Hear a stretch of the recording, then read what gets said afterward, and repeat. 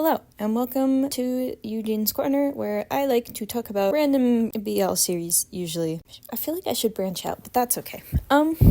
Today I wanted to talk about two shows that I have been watching since they basically came out at the same time, and those are Dead Friend Forever and Playboy. And if you've seen the title, I'm going to explain why I think Dead Friend Forever works and Playboy doesn't. Number 1, plotline. So, Dead Friend Forever has a well thought out story, at least in my opinion.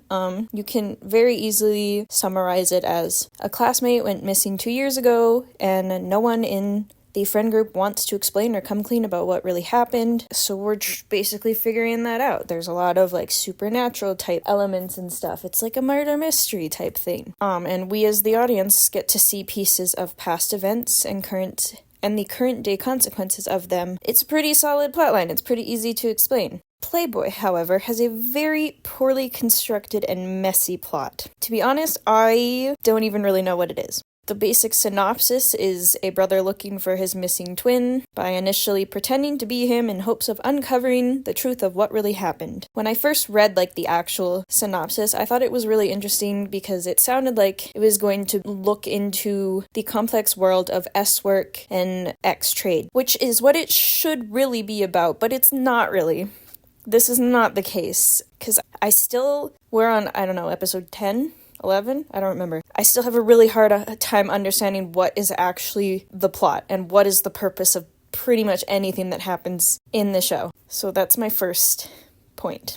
Number 2, characters. So both shows have quite a large cast of characters with many relationships, character relationships intertwining and being a huge focus of the shows. Dead Friend Forever does a good job at establishing who the characters are and what their motivations are. For example, these are just quick few lines. Of course, there's more nuance to these characters, but Poi is a spoiled rich kid that pines for his father's approval and will do anything he can to get it. Top is the nephew of a crime boss, whom he is working for / being manipulated by, and uses other people to save his own skin. Again, those are very, surface level explanations of who these characters are. But I can give you a simple description of them and a motivating factor of who they are. With Playboy, I have watched every episode, and I know 2 people's names. I know Nan and First. I literally couldn't tell you anyone else's. I genuinely have never figured them out, which is kind of bad. And I don't really know anything about them or why they are such pieces of shit. They're the worst. This is the worst.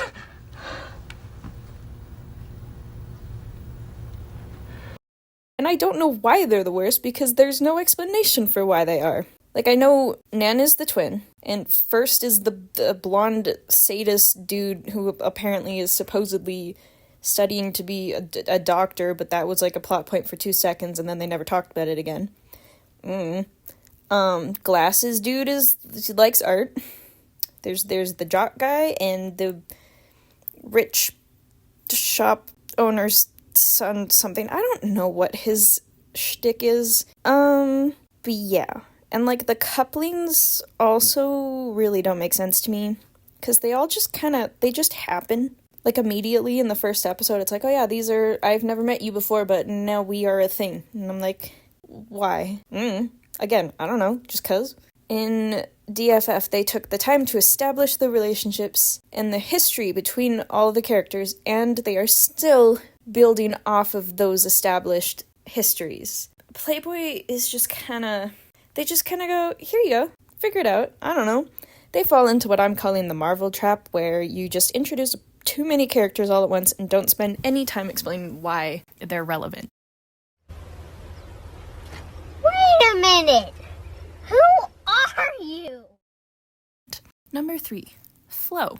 So technically this could be put with plot, but I've separated it because I think it's important as a separate thing. I've watched a lot of shows or films that have, questionable writing, but still have good flow between scenes. which just makes it, you know, even if the writing, you're kind of like, okay, what the hell is going on with, like, the actual story? But, like, if the cinematography is really nice or whatever, you can still kind of enjoy it. Playboy is just questionable writing and terrible flow.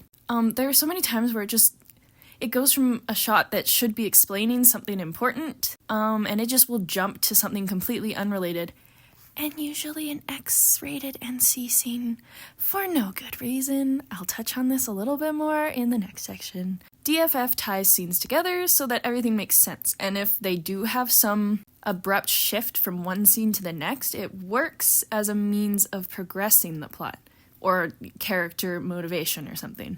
Having good flow from scene to scene and episode to episode is so important in just making a show comprehensible and enjoyable to watch. And the fourth and final point I have is the NC scenes.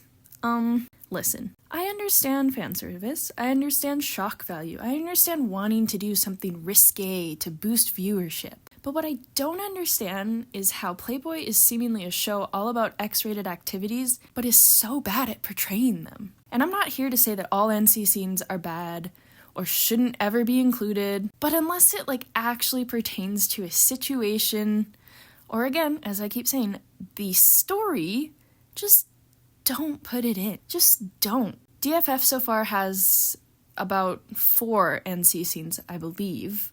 There's 2 in the first episode with Top and White and Fee and Jin. And I think these are perfectly fine because they establish those 2 couplings and their dynamics. We understand immediately after the Fee Jin scene that there is a history and hurt feelings around their relationship. You know, there's something more that we don't know about their history, which we are finding out now as the series goes on. And this contrasts with Top and White because they seem to have relatively, again, everything's a little bit debatable, but a relatively healthy relationship. They seem to be actually really in love. Then we have the Non and Mr. King.